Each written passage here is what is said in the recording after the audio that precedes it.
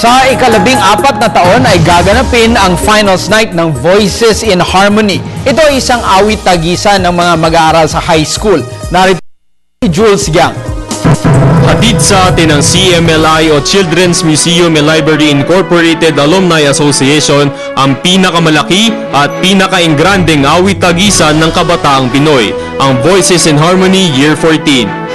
10 paaralan na magtatagisan at ipagdiriwang ang kagalingan ng mga kabataan pagdating sa musika.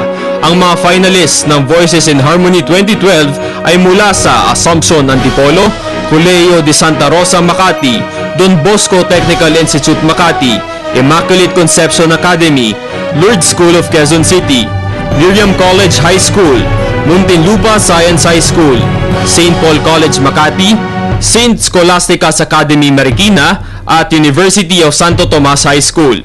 Tampok ang contest piece na Sumigaw Umawit Ka na likha ng Identity Band na inareglo naman ni Alejandro Consolacion Jr.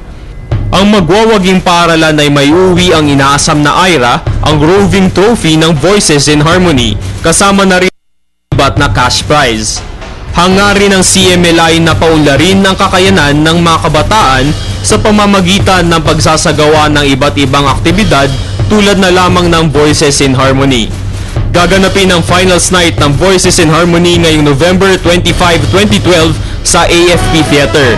Bisitahin lamang ang www.voicesinharmony.com.ph para sa iba pang mga detalye. Para sa Telebisyon ng Bayan, ito si Jules Giang.